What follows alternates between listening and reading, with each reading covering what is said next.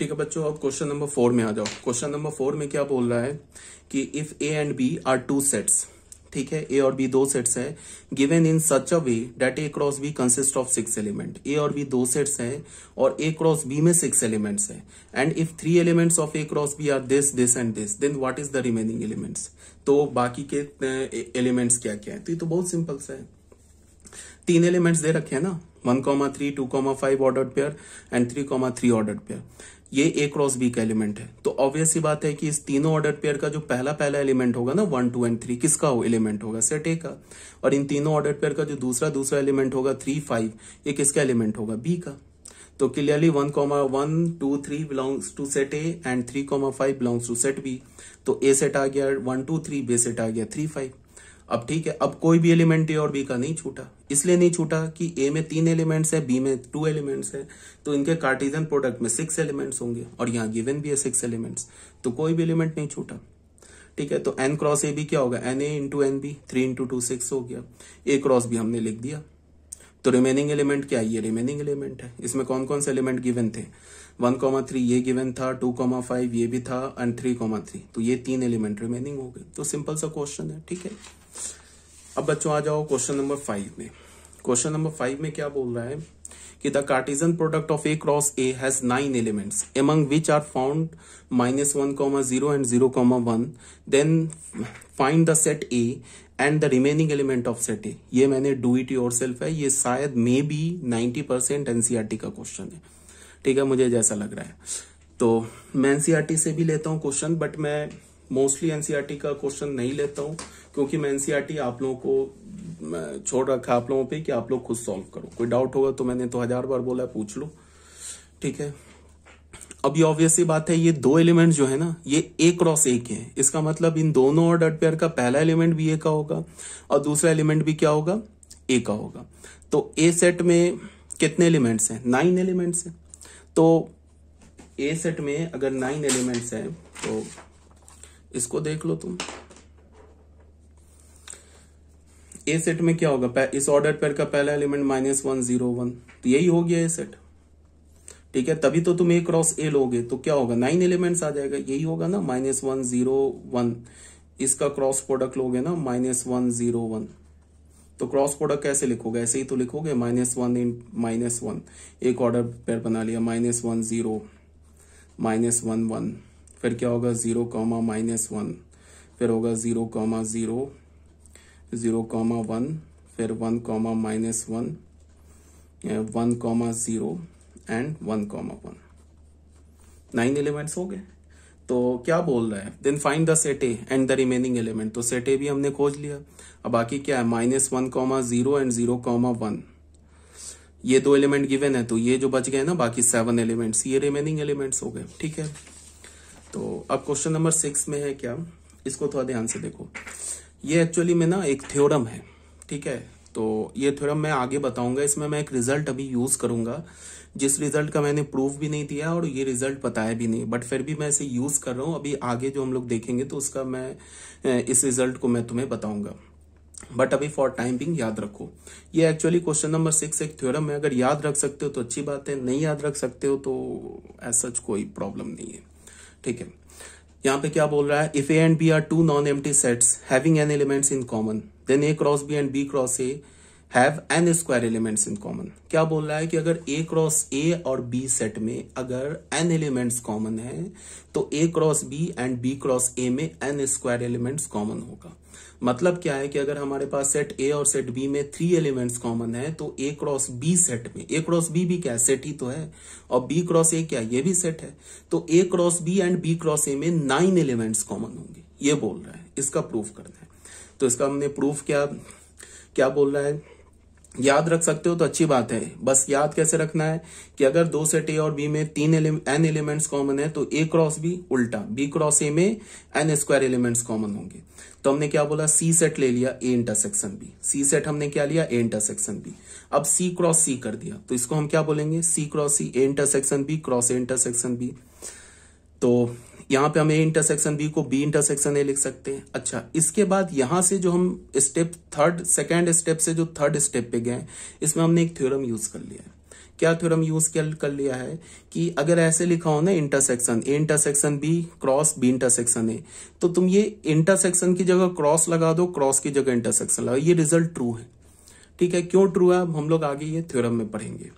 यहाँ पे क्या लिखा है, अगर A intersection C cross B intersection D, तो ये इंटरसेक्शन की जगह दोनों जगह क्रॉस लगा दो और क्रॉस की जगह इंटरसेक्शन लगा दो, ये रिजल्ट ट्रू है। तो यहाँ पे हमने क्या किया, इंटरसेक्शन की जगह क्रॉस लगा दिया और यहाँ पे इंटरसेक्शन की जगह क्रॉस लगा दिया और क्रॉस की जगह इंटरसेक्शन लगा दिया। तो अब यहाँ देखो, since A intersection B has n elements, A intersection B में कितने एलिमेंट्स हैं, एन एलिमेंट्स है। इसको देखो, ए इंटरसेक्शन बी में कितने एलिमेंट्स हैं, ए और बी में non empty set having n elements in common, A और बी में एन एलिमेंट्स हैं। ठीक है, तो सिंस ए इंटरसेक्शन बी में कितने एलिमेंट्स हैं, ए और बी में है ना एन एलिमेंट्स, तो ए इंटरसेक्शन बी में एन एलिमेंट्स है, तो सी में कितने एलिमेंट्स हो जाएंगे, सी में एन एलिमेंट्स हो जाएंगे, बिकॉज सी को हमने इंटरसेक्शन बी बोला है ना, और क्वेश्चन में क्या गिवन है, ए इंटरसेक्शन बी में एन एलिमेंट्स कॉमन है, तो सी में भी एन एलिमेंट्स कॉमन हो जाएंगे। तो सी क्रॉस सी देखो, सी क्रॉस सी क्या है, सी क्रॉस सी में भी एन एलिमेंट्स, यहां देखो ए, यहां देखो hence C cross C has n square element, C cross C में कितने एलिमेंट्स हो जाएंगे, एन स्क्वायर एलिमेंट्स हो जाएंगे। ठीक है, और सी क्रॉस सी क्या लिखा है, देखो ए इंटरसेक्शन बी में कितने एलिमेंट्स है कॉमन, एन, तो सी क्रॉस सी में कितने एलिमेंट्स हो जाएंगे, n square element, n square element हो जाएंगे। और सी क्रॉस सी क्या लिखा है, ये तो यही लिखा है ना, A cross B intersection B cross A, तो इसका क्या मतलब है, ए क्रॉस बी और बी क्रॉस ए में एन स्क्वायर एलिमेंट्स हो जाएंगे, तो हो गया प्रूफ।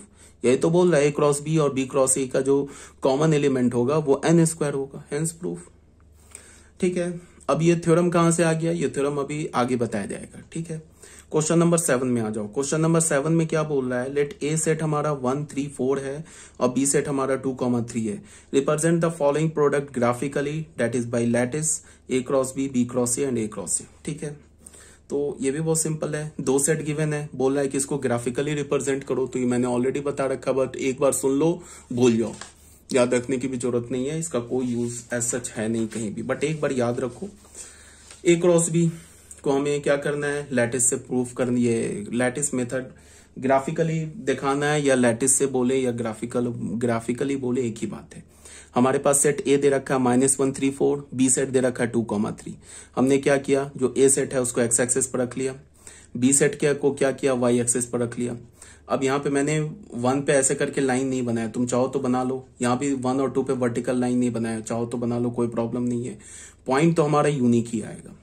तो क्या बोल रहा है, ए क्रॉस बी, ये है ना ए क्रॉस बी, तो ये क्या -1 2, तो यहां से माइनस गए, यहां से 2 पॉइंट लगा दिया, फिर -1 3, यहां से -1 3, ऐसे करके लैटिस बना लिया।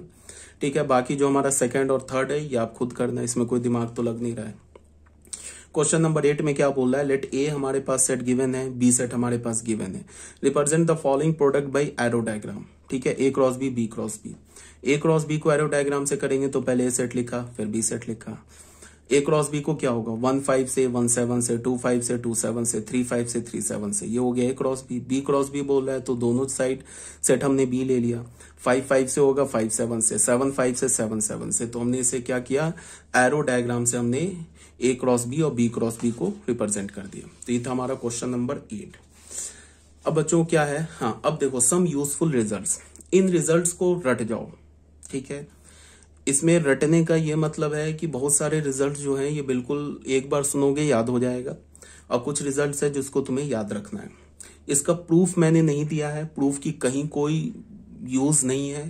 ठीक है, और 11th क्लास में क्या है कि अभी तक सुन लो, अभी तक जो भी मैं पढ़ा रहा हूँ सब ऑलरेडी आपको पढ़ाया जा चुका है 11th क्लास में, अभी तक हम लोग 12th के टॉपिक में नहीं आए हैं। रिलेशंस जो है वो हमारा 11th क्लास में भी है, रिलेशंस जो है हमारा 12th क्लास में भी है। मैं 11 12 को कंबाइंड पढ़ा रहा हूँ। ठीक है, मैं बता दूंगा कहाँ से 12th का टॉपिक स्टार्ट हो गया, तो जो 11th के बच्चों के पास जो वीडियो आएगा वो छोड़ देंगे, जहां से मैं बोलूंगा ना ये 12th का टॉपिक है वो छोड़ देना। अगर तुम्हें लगता है कि नहीं देख लेना है, समझ लेना है 12th में भी क्या है, तो पढ़ सकते हो, ज्यादा कुछ डिफरेंस नहीं है, 2 ही 4 टाइप्स ऑफ रिलेशंस हैं जो हमें 12th में पढ़ना है, 11th में नहीं पढ़ना है। ठीक है, अब बाकी तो 11th का जो है वो ऑलरेडी 12th के बच्चे जानते हैं। ठीक है, अभी तक 11th का ही टॉपिक चला, अभी तक हम लोग 12th में नहीं आए, 12th के रिलेशंस में नहीं आए हैं। अब ये जो रिजल्ट है ये याद कर लो, ठीक है, रट जाओ रिजल्ट को, रटने का भी कोई जरूरत नहीं है। सबसे पहले क्या बोल रहा है, फॉर एनी 3 सेट्स, प्रूफ नहीं दिया मैंने, प्रूफ की कहीं कोई जरूरत नहीं है। कभी भी बोर्ड जेई में, जेई एडवांस, दुनिया नहीं, इंडिया के किसी कॉम्पिटेटिव एग्जाम में नहीं पूछेगा, फिर भी तुम्हें प्रूफ चाहिए। तो अगर कोई बोलेगा नहीं मुझे फिर भी प्रूफ चाहिए, तो प्रूफ चाहिए तो तुम किसी बुक में भी देख लेना, जैसे आरडी शर्मा में देख लेना, या फिर तुम खुद से प्रूफ करने की कोशिश करो, आरडी में देख लो, ठीक है, इसका प्रूफ मिल जाएगा तुम्हें। बट इसके प्रूफ की जरूरत हमें नहीं है, सिर्फ रिजल्ट याद रखो, ठीक है।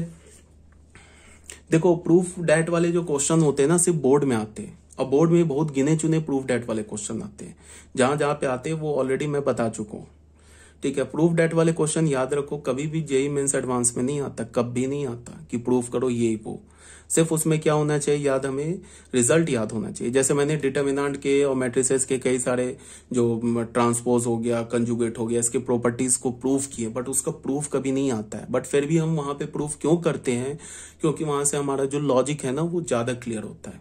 प्रूफ करने भी तो हम ट्रांसपोज और इनवर्स इन सब की प्रॉपर्टी को लगाते हैं, तो वहां पे हमारा लॉजिक ज्यादा क्लियर होता है, अच्छी अंडरस्टैंडिंग होती है, इसीलिए हम प्रूफ करते हैं। बट आता नहीं है कभी भी प्रूफ करने वाला क्वेश्चन।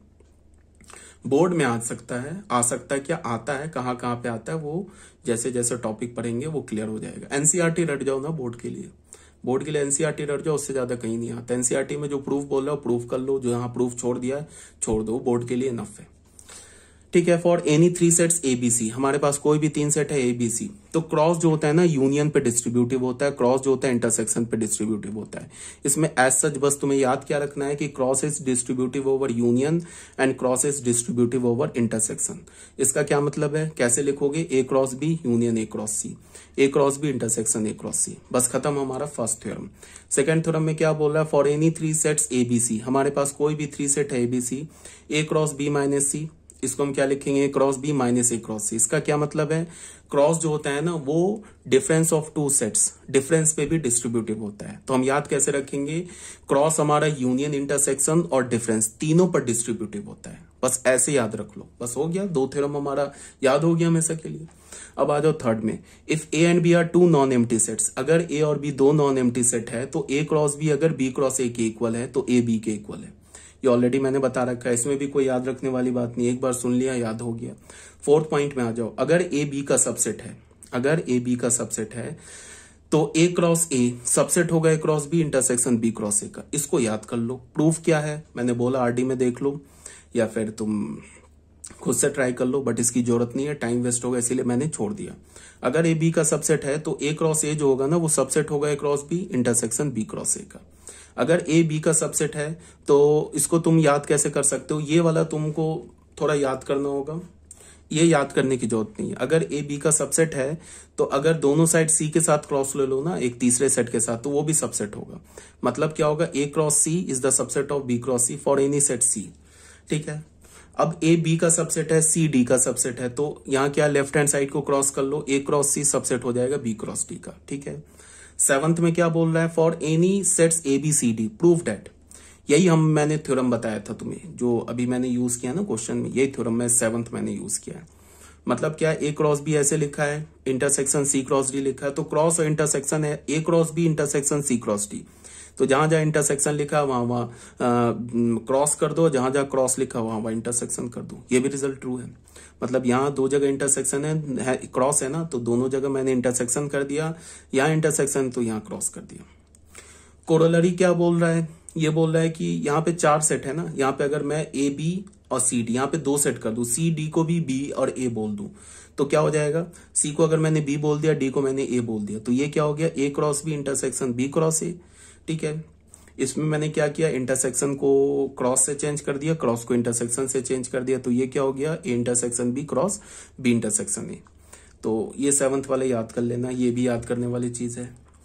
बाकी 1st, 2nd, 3rd, 5th, 6th इसमें कोई बात नहीं है, बस एक बार सुनोगे याद हो जाएगा। और ये अभी हमने प्रूफ किया, हमने क्या बोला कि ए और बी में अगर ए सेट और बी सेट में अगर n एलिमेंट्स कॉमन है तो ए क्रॉस बी एंड उल्टा A cross B and B cross A में n स्क्वायर एलिमेंट्स कॉमन है, ठीक है। ये हमने प्रूफ किया, तो ये हमारा हो गया थ्योरम नंबर 8। अब आ जाओ बच्चों थ्योरम नंबर 9 में। थ्योरम नंबर 9 में क्या बोल रहा है, if A B a non empty set such that, A अगर हमारा नॉन एम्प्टी सेट है, ए क्रॉस बी अगर ए क्रॉस सी के इक्वल है तो बी सी के इक्वल होगा। ये भी याद करने की सच कोई जरूरत नहीं है।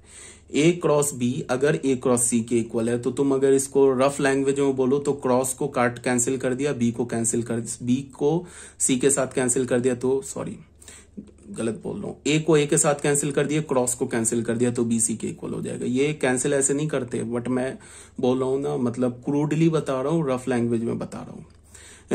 ए बी किसके इक्वल होगा, सी के इक्वल। तो ये था हमारा थ्योरम नंबर 9। तो अभी तक यहाँ पे कुछ बहुत दिमाग लग नहीं रहा हमारा, ठीक है, बस सिंपल एक बार सुनते जाओ, याद होता जाएगा। पीडीएफ में तुम्हें दे रहा हूं, ठीक है, तो तुम पीडीएफ को अगर तुम्हें देखो, और जो मैं नोट्स लिख रहा हूं ना, इस नोट्स के बाद तुम्हें किसी भी बुक की थ्योरी पढ़ने की जरूरत नहीं है, सिर्फ क्वेश्चन सॉल्व करना है। जब मैं तुम लोग का ये पीडीएफ बनाता हूं ना, तो मेरे पास 4 से 5 बुक कंसल्ट करके मैं पीडीएफ बनाता हूँ, 1-2 बुक नहीं। ये नहीं कि मैंने आरडी लिया उसको धराधर कॉपी करके लिख दिया। तुम देख लेना, ये ना आरडी का कॉपी मिलेगा ना एनसीईआरटी का कॉपी मिलेगा। इस सारे बुक से ना मैं क्या करके पॉइंट लेके ये पीडीएफ बनाता हूँ। तो जो अगर तुम पीडीएफ पढ़ रहे हो ना, तो थ्योरी तुम्हें कहीं किसी से नहीं पढ़ना है, किसी भी बुक से नहीं, सिर्फ क्वेश्चन सॉल्व करना है, ठीक है। तो फिर मेरे मेहनत करने का क्या बेनिफिट हो गया, अगर तुम्हें फिर से थ्योरी अलग किसी बुक से पढ़ना पड़ रहा है, तो जो मैं पीडीएफ दे रहा हूं उसका कोई, ये तो यूजलेस हो गया ना। मैं सारे पॉइंट कवर करता हूँ, आरडी के भी करता हूँ, केसी सिन्हा बुक है उनके भी कवर करता हूँ, फिर आपको टाटा मैग्रो-हिल की बुक है उसे भी देखता हूँ, सारे बुक से ना। फिर 1-2 मटेरियल है जो अच्छे इंस्टीट्यूट का मटेरियल है उसको भी देखता हूँ, वहां से भी जो पॉइंट होते हैं वो मैं लिख लेता हूँ। जो पॉइंट मुझे लगता है इंपॉर्टेंट है, जो बिल्कुल यूजलेस है, या जो होता है कि जो क्वेश्चन से डिराइव रिजल्ट होता है, तो वो सब छोड़ देता हूँ।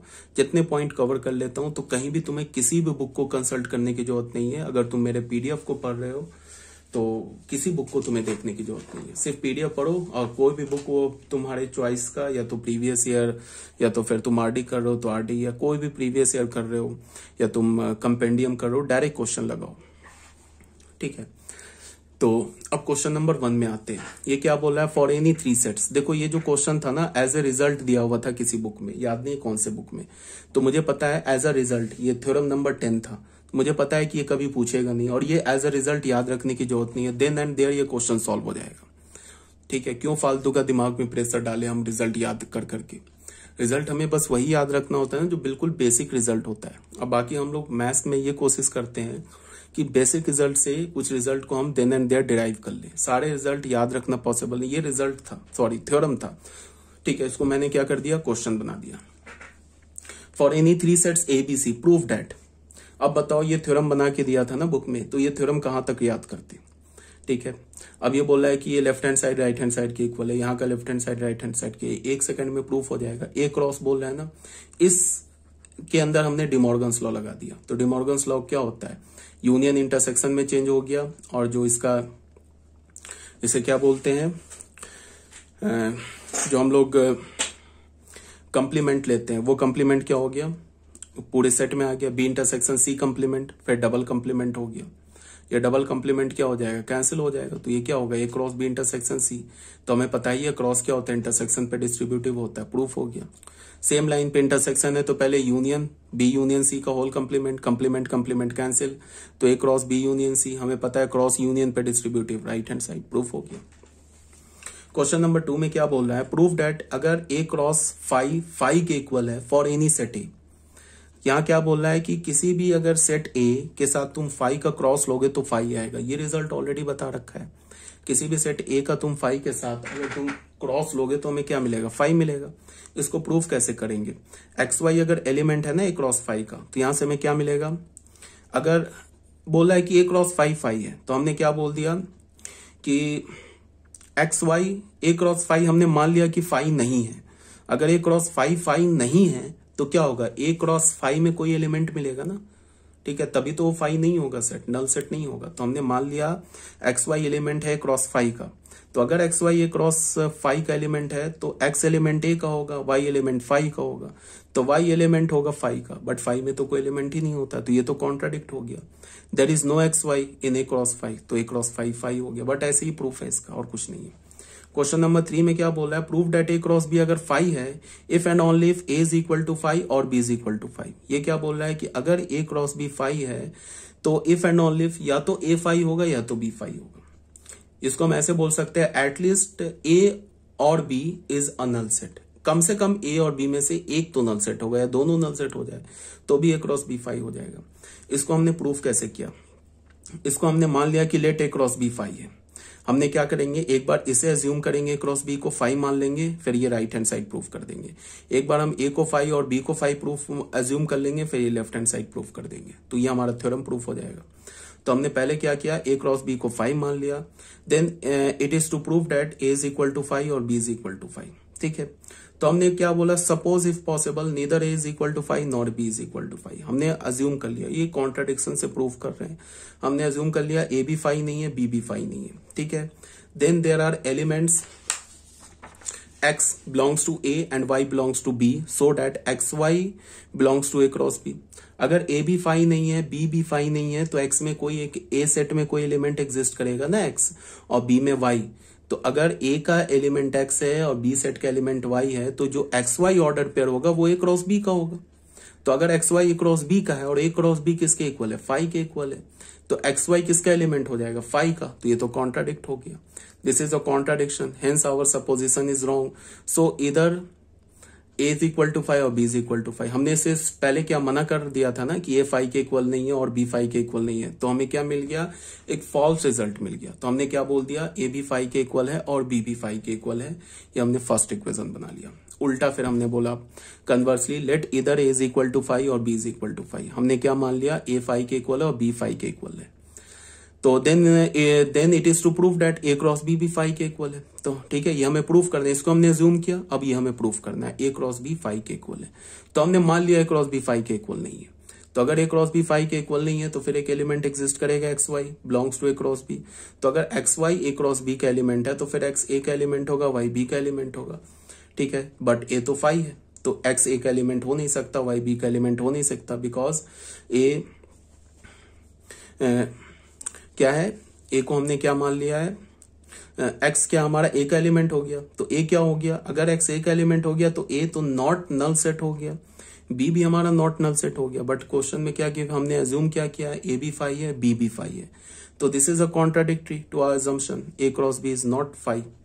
ठीक है, ए क्रॉस बी को हमने 5 अज्यूम किया, कर लिया ना, तो कॉन्ट्राडिक्ट हो गया। इसका मतलब ए क्रॉस बी 5 नहीं है, is impossible, sorry, A cross B is not equal to 5 is impossible. तो फिर क्या हो गया, ए क्रॉस बी 5 हो गया। तो हमें यहां से क्या हमने प्रूफ कर दिया कि अगर ए 5 है, ए इज इक्वल टू 5 और B is equal to 5, imply क्या कर रहा है, A cross B is equal to 5। ये हमारा थ्योरम नंबर 2 हो गया। तो फ्रॉम 1 and 2 ये थ्योरम प्रूफ हो गया। ठीक है, ये ऑलरेडी मैंने लिख रखा है, इसमें कोई डाउट होगा तो आप पूछ सकते हैं। बच्चों ये हमारा जो था ना, क्या बोलता हूँ, ऑर्डर्ड पेयर हो गया, फिर क्रॉस प्रोडक्ट हो गया, फिर क्रॉस प्रोडक्ट का प्रॉपर्टी हो गया, ये इस रिलेशन स्टार्ट करने से पहले ये इंपॉर्टेंट था। अब हम लोग फाइनली रिलेशंस पे आते हैं। ठीक है, तो अभी तक 11th चल रहा है, अभी तक हमने जो 12th के स्टूडेंट इस वीडियो को देख रहे हैं, अभी तक आपने कोई नई बात नहीं सीखी। 11th के लिए सब कुछ नया है, ठीक है, 12th के लिए अभी तक सेम बात चल रहा है, मतलब जो ऑलरेडी पढ़ रखा है वही फिर दोबारा रिवाइज किया जा रहा है। एक बार सुन लो, अगर 11th भूल गए होगे तो एक बार रिवाइज हो जाएगा। रिलेशंस में क्या है कि हमने एक सेट ए बोला, एक सेट ए में क्या बोला, दशरथ, राम, लक्ष्मण, शत्रुघ्न, भरत। एक सेट ए ले लिया, बी सेट में हमने ले लिया कौशल्या, कैकई, सुमित्रा, सीता, उर्मिला, श्रुतकृति, मांडवी। बस समझाने के लिए बोल रहे हैं, एक बार सुन लो। एक हमने एक कैपिटल आर लिया, इस कैपिटल आर ये हमारा रियल नंबर वाला सेट नहीं है। अब यहाँ पे कैपिटल आर किसे रिप्रेजेंट कर रहा है, रिलेशन को। तो फिर हमें पता कैसे चलेगा कि कैपिटल आर कब रियल नंबर के सेट को रिप्रेजेंट करता है, कब रिलेशन को। तो ये क्वेश्चन से क्लियर होगा, कंटेक्स्ट से क्लियर होगा। तुम्हें समझना होगा कि जब हमने कैपिटल आर लिखा तो ये रिलेशन है, जब कैपिटल आर लिखा तो ये set of all real number से। तो एक सेट हमने लिया, दशरथ, राम, लक्ष्मण, शत्रुघ्न, भरत, कौशल्या, कैकेयी, सुमित्रा, सीता, उर्मिला, श्रुतकृति एंड मांडवी। एक रिलेशन आर लिखा, was husband of. Relation actual में होता क्या है, अगर तुम इसको वेग लैंग्वेज में बोलो, ठीक है, क्रूड लैंग्वेज में बोलो, तो उसको तुम ऐसे बोलोगे कि अगर मैंने एक रिलेशन लिया ना सेट ए से सेट बी में, मैथमेटिकली अभी नहीं डिफाइन कर रहा हूं, अगर हमने एक रिलेशन लिया सेट ए से सेट बी में, तो क्या होगा कि सेट ए का एलिमेंट सेट बी के एलिमेंट से रिलेटेड होगा। अगर हमने रिलेशन लिया सेट बी से सेट ए में, तो फिर सेट बी का एलिमेंट सेट ए के एलिमेंट से रिलेटेड होगा अंडर सर्टन रूल, किसी रूल से।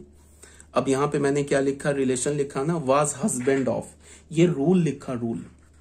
इस रूल से सेट ए का एलिमेंट सेट बी के एलिमेंट से मैं एसोसिएट करूंगा। तो हमें पता है कि दशरथ जो थे उनकी 3 वाइफ्स थी, एक कौशल्या, एक सुमित्रा और एक कैकेयी। तो दशरथ किससे एसोसिएट होंगे, कैकेयी, ये कौशल्या से। तो हमने क्या लिखा, दशरथ और कौशल्या। यहां पे हमने क्या कर लिया, एक ऑर्डर्ड पेयर बना लिया। इस ऑर्डर्ड पेयर का क्या मतलब है कि जो दशरथ है ना वो एसोसिएटेड है कौशल्या से under the relation was husband of. इस रिलेशन से दशरथ किससे रिलेटेड है, कौशल्या से।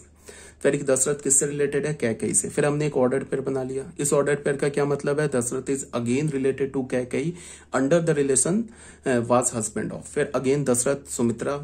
लक्ष्मण किससे रिलेटेड है, उर्मिला से। किस रिलेशन से, was husband of. Ram Sita से, भरत मांडवी से, एंड शत्रुघ्न श्रुतकीर्ति से। ठीक है, तो हमने रिलेशन को ऐसे लिखा, देखो ये सेट ए है, ये सेट बी है, ये रिलेशन है। इस रिलेशन का क्या मतलब है कि सेट ए का एलिमेंट सेट बी के एलिमेंट से रिलेटेड होगा अंडर दिस रिलेशन, मतलब रिलेटेड होगा या एसोसिएट होगा अंडर दिस रिलेशन। तो हमने ये बना लिया। अब तुम देखो ये जो रिलेशन दिख रहा है ना तुम्हारे पास, ये ध्यान से देखो, ये ए क्रॉस बी का सबसेट है। अगर तुम ए क्रॉस बी लोगे ना तो ए क्रॉस बी में कितने एलिमेंट्स होंगे, 1 2 3 4 5 इधर हो गए, 2 4 6 इधर हो गए, 2 4 2 6। तो ए क्रॉस बी में कितने एलिमेंट्स होंगे, 30 एलिमेंट्स हो जाएंगे। तो इस रिलेशन में कितने एलिमेंट है, 1 2 3 4 5 6 7 एलिमेंट्स है। तो देख लो रिलेशन में कितने एलिमेंट है, 7 एलिमेंट है। तो ये जो आर है ना ये सबसेट हो गया ए क्रॉस बी का। ठीक है, ये अभी तक मैंने रिलेशन को फॉर्मली डिफाइन नहीं किया, मैथमेटिकली नहीं डिफाइन किया, बस मैं एक इनसाइट दे रहा हूं कि हम रिलेशन में एक्चुअल करते क्या है। पहले एक सेट ए लिखेंगे, फिर सेट बी लिखेंगे, फिर बोलेंगे कि एक रिलेशन है सेट ए से सेट बी में। ठीक है, इसका मतलब क्या होगा कि सेट ए का एलिमेंट सेट बी के एलिमेंट से एसोसिएट होगा और अंडर सर्टन रूल गिवन होगा हमेशा। या अगर रूल नहीं गिवन है तो जब हम एसोसिएट करेंगे तो उस एसोसिएट अगर हमने किया, जैसे मान लो ये रूल नहीं गिवन होता, मैंने बोलता ये सेट ए है, ये सेट बी है, ये रिलेशन दिखा देता, तो ऑब्वियस बात है रूल तुम समझ ही जाते कि दशरथ कौशल्या से, फिर दशरथ कैकेयी से। तो रूल क्या है, वाज हस्बैंड ऑफ, ऐसे भी हो सकता है। तो रिलेशन क्या बोला, सबसे इंपॉर्टेंट क्या समझना कि अगर मैंने रिलेशन ए से बी में डिफाइन किया तो जो रिलेशन आएगा, सबसे पहली बात, 2 बात को ध्यान में रखोगे। रिलेशन जो आएगा ना वो भी सेट आएगा, वो ऐसा नहीं कोई मैथमेटिकल इक्वेशन नहीं आ जाएगा, रिलेशन भी सेट होगा। ठीक है, और वो जो रिलेशन होगा वो ए क्रॉस बी का सबसेट होगा। अगर रिलेशन हमने बी से ए में डिफाइन किया तो जो रिलेशन आएगा वो भी सेट आएगा और वो बी क्रॉस ए का सबसेट हो जाएगा। ठीक है, इसी सेम रिलेशन को हम क्या करेंगे, एरो डायग्राम से भी रिप्रेजेंट कर सकते हैं। जैसे हमने दशरथ बोला, पहले सेट ए में रख लिया, के एलिमेंट्स लिख लिए, एलिमेंट्स मीन्स ये लिख लिए, दशरथ है इनको लिख लिए, फिर कौशल्या उनके वाइफ्स को लिख लिया सेट बी में। फिर हमने क्या किया, एरो से दशरथ के 3 वाइफ्स थी, उनको हमने तीनों इससे वाइफ से एसोसिएट कर दिया बाय एरो से। राम को सीता से कर दिया, लक्ष्मण को उर्मिला से, भरत को मांडवी से, शत्रुघ्न को श्रुतकीर्ति से। ठीक है, यहां तक आई थिंक क्लियर होगा, अभी तक कोई डाउट नहीं होनी चाहिए। अब बच्चों अब फॉर्मली हम डिफाइन करेंगे। ठीक है, एक थोड़ा इंसाइट आ गया होगा रिलेशन क्या है। अब रिलेशन में क्या बोला, a relation capital R from a non empty set A to another non empty set B is a subset of A cross B. एक लाइन का डेफिनेशन है, एक रिलेशन कैपिटल आर एक नॉन एम्प्टी सेट ए से non empty set B में अगर है तो वो जो कैपिटल आर है ना वो ए क्रॉस बी का सबसेट है। अगर रिलेशन बी से ए में है तो वो रिलेशन आर जो है वो बी क्रॉस ए का सबसेट है। रिलेशन जो होता है ना वो एक सेट होता है, बार बार बोल रहा हूं, रिलेशन जो होता है वो सेट होता है और उस सेट के जो एलिमेंट्स होते हैं ना वो ऑर्डर्ड पेयर में होते हैं। अगर हमने बोला कि रिलेशन ए से बी में है तो इसका क्या मतलब है, एक ए से बी में है तो सेट ए का एलिमेंट सेट बी के एलिमेंट से एसोसिएट होगा अंडर सर्टन रूल, किसी रूल से एसोसिएट होगा। रूल क्या होगा वो क्वेश्चन टू क्वेश्चन वेरी करेगा। ठीक है, तो हमने क्या बोला कि जो रिलेशन आता है वो एक सेट आता है, उस सेट के जो एलिमेंट्स होते हैं वो ऑर्डर्ड पेयर में होते हैं। फिर मैंने क्या बोला कि जो रिलेशन होता है वो सबसेट होता है ए क्रॉस बी का, अगर रिलेशन ए से बी में है। अगर रिलेशन बी से ए में है तो फिर बी क्रॉस ए का सबसेट हो जाएगा। तो इक्विवेलेंटली क्या बोला, any subset of A cross B is a relation from A to B. ठीक है, तो यहां क्या बोला जा रहा है कि अगर हमने रिलेशन ए से बी में बोला तो ए और बी के बीच में जितने भी सबसेट बन सकते, सॉरी, ए क्रॉस बी के जितने भी सबसेट्स होंगे वो सारे सबसेट से एक रिलेशन होंगे। ठीक है, इसको हम आगे प्रूव करेंगे number of relation from set A to set B में। ए और बी में कितने हम रिलेशंस डिफाइन कर सकते हैं, नंबर ऑफ रिलेशंस कितने डिफाइन कर सकते हैं, ये अभी भी तुम्हें समझ में आ जाएगा कि बिल्कुल ऑब्वियस सी बात है। मैंने क्या बोला कि ए से बी के बीच में रिलेशन है, तो क्या है वो रिलेशन, ए क्रॉस बी का सबसेट है। अब ए क्रॉस बी के जितने भी सबसेट्स होंगे ना, हर एक सबसेट एक रिलेशन होगा। ठीक है, तो उसको अभी हम आगे करेंगे और एक्सप्लेन करेंगे अभी। तो बट अभी देख ये क्या बोल रहा है, any subset of A cross B, A cross B का कोई भी subset is a relation from A to B. Thus R is a relation from A to B, अगर आर एक रिलेशन है ए टू बी का तो R if and only if R is the subset of A cross B. R क्या होगा, A cross B का subset है। A cross B को हम कैसे लिख सकते हैं, the set of all a b such that small a belongs to capital A, small b belongs to capital B. ठीक है, अब देख लो कुछ एग्जांपल्स। हमने एग्जांपल नंबर 1 लिया, 1 2 4 एक सेट ले लिया, बी क्या ले लिया 4,6। एक रिलेशन हमने डिफाइन किया ए टू बी, ऐसे लिखते हैं relation R A to B, मतलब ए सेट से बी सेट में रिलेशन है। मतलब क्या है, ए सेट के एलिमेंट बी सेट के एलिमेंट से एसोसिएट होगा। रिलेशन क्या डिफाइन किया, इज लेस देन, ये रिलेशन है, इस रिलेशन से सेट ए का एलिमेंट सेट बी के एलिमेंट से एसोसिएट होगा। तो 1 तो 4 से छोटा है, तो 1,4 एलिमेंट आ गया, ये एक एलिमेंट आ गया रिलेशन का। फिर 1 तो 6 से भी लेस है, तो 1,6 दूसरा एलिमेंट आ गया। फिर 2 4 से लेस है तो 2,4 आ गया। फिर 2 किससे 6 से लेस है तो 2,6 भी आ गया। 4 4 से लेस नहीं है तो 4,4 रिलेशन का एलिमेंट नहीं आया। फिर 4,6 भी रिलेशन का एलिमेंट आ गया बिकॉज 4 इज लेस देन 6, तो ये रिलेशन आ गया। देख रहे हो रिलेशन क्या आया हमारे पास, इसमें कितने एलिमेंट्स है 1 2 3 4 5, ये सारे एलिमेंट ऑर्डर पेयर में है। और ये जो रिलेशन है ना, अगर तुम ध्यान से देखो ए क्रॉस बी का तुम अगर कार्टेशियन प्रोडक्ट लोगे ना, तो ये जो रिलेशन है ना, ये ए क्रॉस बी का सबसेट है। ठीक है, अभी तक क्लियर होगा। ठीक है, इसमें कोई प्रॉब्लम नहीं है। अब ए सेट ले लिया, बी सेट ले लिया, एक हमने रैंडम रिलेशन लिख दिया। ठीक है, रूल नहीं बताया, बस ऐसे ही रिलेशन लिख दिया। 1 को ए से कर दिया, 1 को सी से कर दिया, तो ये भी एक रिलेशन है। इस रिलेशन से क्या है हमारे पास कि ए जो है फर्स्ट एलिमेंट सेट का जो 1 है वो सेट बी के ए से रिलेटेड है, फिर 1 जो है वो सी से रिलेटेड है, बाकी कोई किसी से रिलेटेड नहीं है। तो ये रिलेशन हो गया। इसका क्या रूल है, रूल को हटा दिया, बस ऐसे ही दो एलिमेंट को एसोसिएट कर दिया, 1 को ए से 1 को सी से। तो ये भी रिलेशन है, ये भी सबसेट है क्रॉस बी का। ठीक है, R is a relation from A to B, R क्या हमारे पास एक रिलेशन है from set A to set B.